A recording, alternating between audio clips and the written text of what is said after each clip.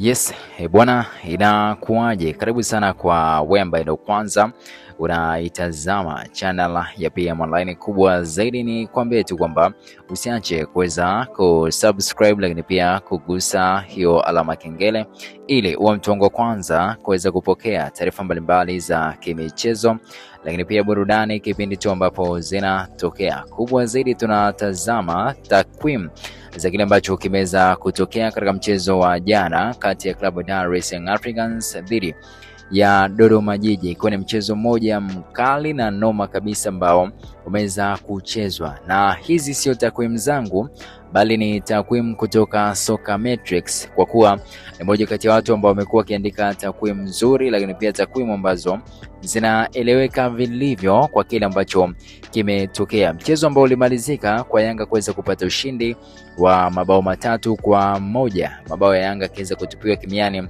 na Depu, mtu mzima aliamua kuweza kurejea tena langoni na kuonyesha ni kwa namna gani ambavyo anaendelea kulitamani lango la timu pinzani, lakini pia kuendelea kujiwekea stats nzuri kwenye kile ambacho anakifanya uwanjani. So ngoja ni kusogezea jumla ya dakika zilizoongezwa ni 4, dakika halisi zilizochezwa ni 51. Hichi ni kipindi cha ni takwimu za full time, lakini pia zile dakika ambazo ziliweza kuongezwa. So shots zimepigwa 14 kwa upande wa Yanga na 8 kwa upande wa Dodoma Jiji, lakini pia 5 zilikuwa ni shots on target kwa upande wa Yanga, lakini 3 zilikuwa shots on target kwa upande wa Dodoma Jiji. Chance created zimetengenezwa chance 12 kwa upande wa Wananchi, lakini pia chance 3 kwa upande wa Dodoma Jiji. Pasi zaidi ya 539 kwa upande wa Dar es Salaam Africans, lakini pia pasi 292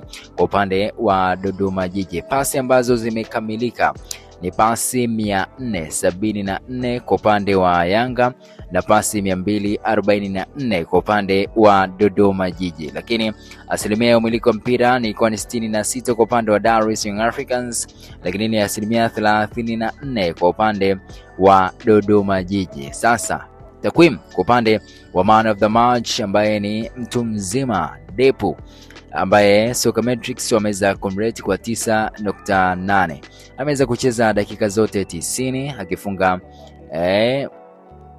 jumla ya mabao mawili, shot on target 2, shot off target 1, touch in the box akiwa nazo 8. Yani ni moja kati ya watu ambao wamekuwa na kiwango bora sana mpaka sasa hivi kwenye klabu ya Dar es Salaam Africans. Ushindi ni 3-1 kama ambavyo nimekufahamisha, lakini pia takwimu kwa upande wa William Edgar ambaye ameweza kufunga bao kwa upande wa Dodoma Jiji. Ameweza kucheza dakika 72, shots on target 1, na ndio hiyo ambayo ameweza kuzaa bao, lakini pia shot off target ilikuwa ni 1. Ametengeneza nafasi 1, touch in the box, ndani ya box pale amegusa mpira mara 5 na mara 1 ndio bao, na Soka Metrics wameweza kumrate kwa 7.9. Prince Mpumelelo Dube ambaye pia na yeye ameweza kufunga bao 1, ameweza kucheza dakika 85, shot on target 1, shot off target 1, cross 2, touch in the box ni 4, lakini pia kwa upande wa Soka Metrics wameweza kumrate kwa 7.9. Nikukumbushe kwamba ameweza kufunga bao 1 kwenye mchezo huu dhidi ya Dodoma Jiji. So hizo ndio takwimu ambazo nimeweza kuzipata pale Soka Metrics, nikaona niweze kushare na wewe na ujue ni kitu gani ambacho kiliweza kufanyika na kikosi cha Dar es Salaam Africans pamoja na wachezaji wake. Bwana, mimi nikwambie tu kwamba usiache kuweza kusubscribe, lakini pia kuturn on notification na uwe mtu wa kwanza kuweza kupokea taarifa zote kubwa za kimichezo, lakini pia burudani kipindi tu ambapo zinatokea. Minute official PMT_it's PM short.